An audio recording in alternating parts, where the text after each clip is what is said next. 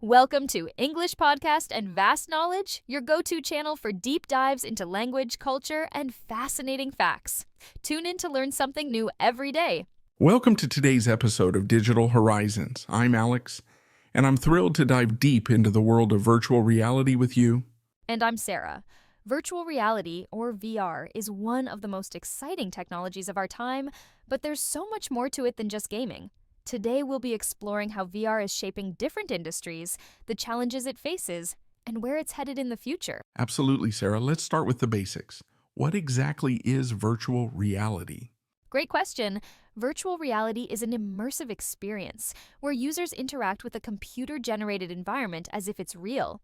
Unlike traditional screens, VR places the user inside the experience, allowing them to engage with 3D worlds through headsets and controllers. And the technology behind VR has evolved rapidly. Early VR systems were quite basic, but now, with advancements in graphics processing and motion tracking, the experiences are becoming more lifelike and responsive. Exactly, Alex. It's not just about sight and sound anymore. Some systems are integrating haptic feedback, which simulates touch, making the experience even more immersive. Imagine not only seeing and hearing a virtual ocean, but feeling the sand under your feet as well. That's incredible. VR sight has mostly been associated with gaming, but it's breaking into other areas too, right? Yes, the applications of VR go far beyond gaming. In education, for instance, VR can transport students to ancient civilizations or inside the human body, making learning far more interactive. Medical training is another area where VR is making a significant impact. Surgeons can practice complex procedures in a risk-free virtual environment. And then there's VR in therapy. For example, VR is used to treat PTSD by exposing patients to controlled virtual environments where they can safely confront their trauma. That's a powerful application. VR is also revolutionizing the way we experience art and culture. Virtual museums and galleries are allowing people to explore art from around the world without leaving their homes. But with all this potential, there are challenges too. What are some of the main hurdles VR faces today? One big challenge is the hardware itself. High-quality VR systems are still expensive and require a lot of computing power. This makes them inaccessible to many people.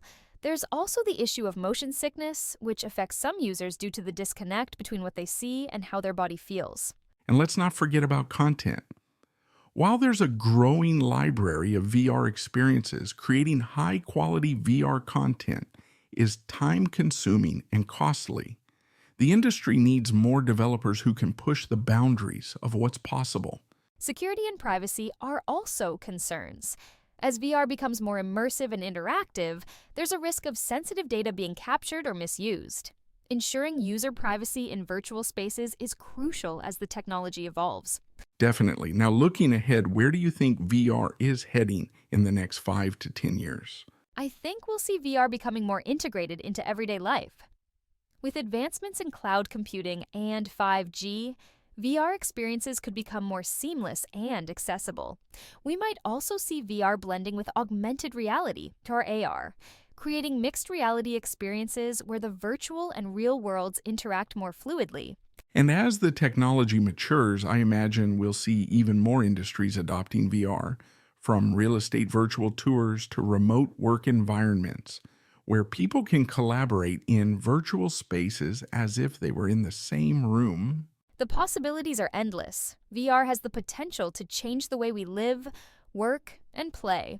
But as with any technology, it's important to be mindful of the challenges and work towards creating a future where VR benefits everyone.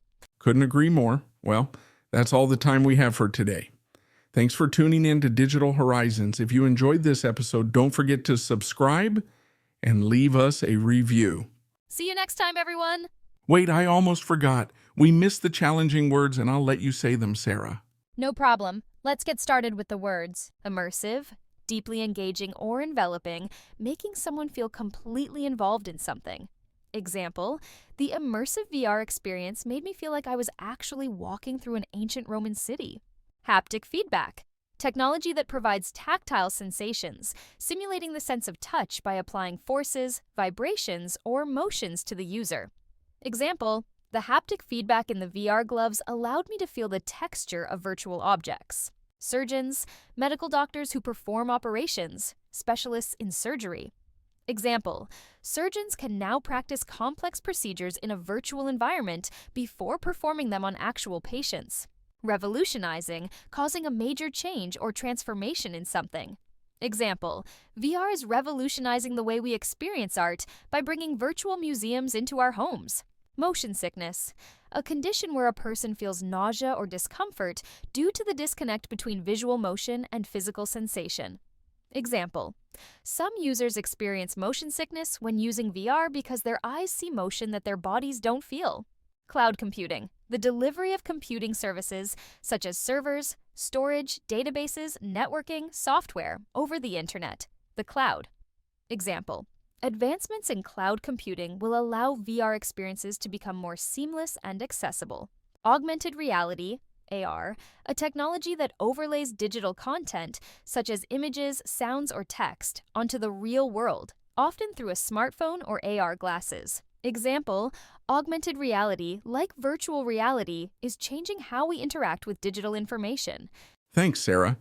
And a big thank you to all our listeners for joining us today. We appreciate your time and hope you enjoyed the episode. Yes, thank you, everyone. See you next time.